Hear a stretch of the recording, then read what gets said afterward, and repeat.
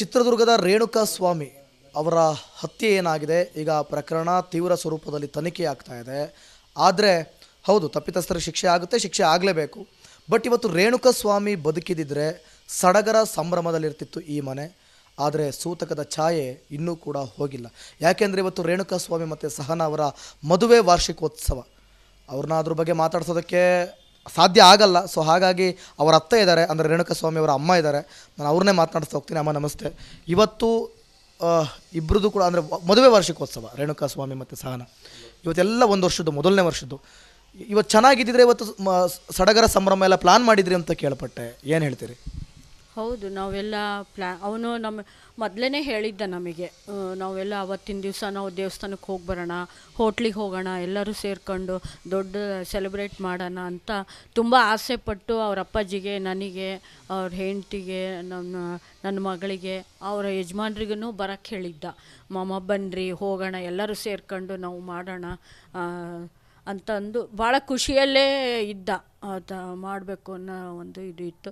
ಅವನ ಹೆಂಡ್ತಿಗೂ ಹೇಳಿದ್ದ, ನಾನು ಏನಾರು ಒಂದು ಡ್ರೆಸ್ಸು ಅಥವಾ ಏನಾರು ಕೊಡಿಸ್ತೀನಿ, ಹೋಗಬೇಕು.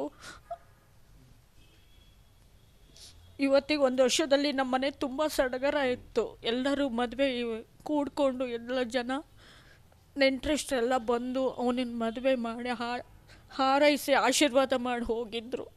ಆದರೆ ಈ ರೀತಿ ಆಗುತ್ತೆ ಅಂತ ಗೊತ್ತಿರಲಿಲ್ಲ.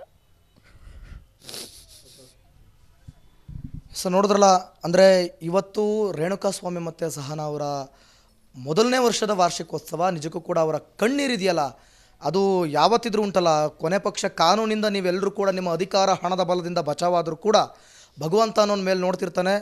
ಆ ಕಣ್ಣೀರಿನ ಶಾಪ ಇದೆಯಲ್ಲ, ಅದು ಯಾವುದು ಕೂಡ ನಿಮ್ಮನ್ನು ತಡ್ತೇ ಬಿಡಲ್ಲ ಅಂತ ನಾವು ಕೂಡ ಹೇಳ್ತೀವಿ. ಯಾಕೆಂತಂದರೆ ತಪ್ಪು ಮಾಡಿದವರಿಗೆ, ತಪ್ಪಿತಸ್ಥರಿಗೆ ಈ ರೀತಿಯಾಗಿ ಚಿತ್ರಹಿಂಸೆ ಕೊಟ್ಟು ಕೊಲೆ ಮಾಡಿದವರಿಗಂತೂ ನಿಜಕ್ಕೂ ಕೂಡ ಅದು ಯಾರೇ ಆಗಿರಲಿ, ಅದೆಂಥ ಮಹಾನ್ ವ್ಯಕ್ತಿ ಆಗಿರಲಿ, ಅವ್ರಿಗೆ ಶಿಕ್ಷೆ ಆಗಲೇಬೇಕಿತ್ತು. ಇವತ್ತು ಸಡಗರ ಸಂಭ್ರಮದಲ್ಲಿರಬೇಕಾಗಿತ್ತು. ಆದರೆ ಆ ಸಡಗರಕ್ಕೆ ಚ್ಯುತಿ ಬರೋ ಕೆಲಸವನ್ನು ಮಾಡಿ ಸೂತಕದ ಛಾಯೆಯನ್ನು ತಂದೊಡ್ಡಿದ್ದೀರಾ ನೀವೆಲ್ಲರೂ ಕೂಡ.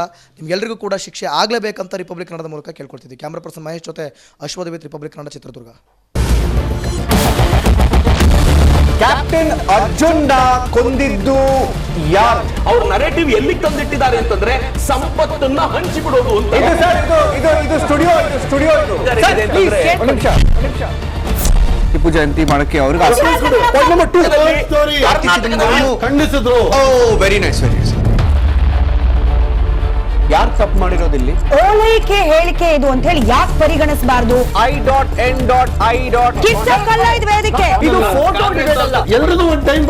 ನಿಮ್ಮ ಸಮಯ ಮುಗಿದಿದೆ. ಅವ್ರು ಹೇಳೋಕ್ಕಿಂತ ಮುಂಚೆನೆ ಹೇಗೆ ಪ್ರತಾಪ್ ಸಿಂಹ ಪಾಸ್ ಕೊಟ್ಟಿದಂತ ಆಗ್ಲಿ ಡಿಕ್ಲೇರ್ ಆಗೋಗಿತ್ತು ಅಂತ ನನಗೊಂದು ಡೌಟ್ ಬಂತು.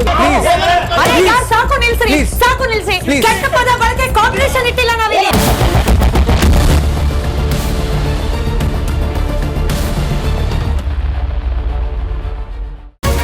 ರಿಪಬ್ಲಿಕ್ ವರ್ಡ್ ಆಪ್ ಇದು ಕೇವಲ ಅಪ್ಲಿಕೇಶನ್ ಅಲ್ಲ, ಸಮಗ್ರ ಸುದ್ದಿಗಳ ಸಂಪರ್ಕ ಮಾರ್ಗಕ್ಕೆ ಕ್ರಾಂತಿಕಾರಿ ಬದಲಾವಣೆ. ರಿಪಬ್ಲಿಕ್ ವರ್ಡ್ ಆಪ್ ಕೇವಲ ಸುದ್ದಿ ಅಪ್ಲಿಕೇಶನ್ ಪರಿಚಯಿಸ್ತಾ ಇಲ್ಲ, ಬದಲಾಗಿ ಡಿಜಿಟಲ್ ಸುದ್ದಿ ಬಳಕೆಯ ಹೊಸ ಯುಗಕ್ಕೆ ನಾಂದಿ ಹಾಡ್ತಾ ಇದೆ.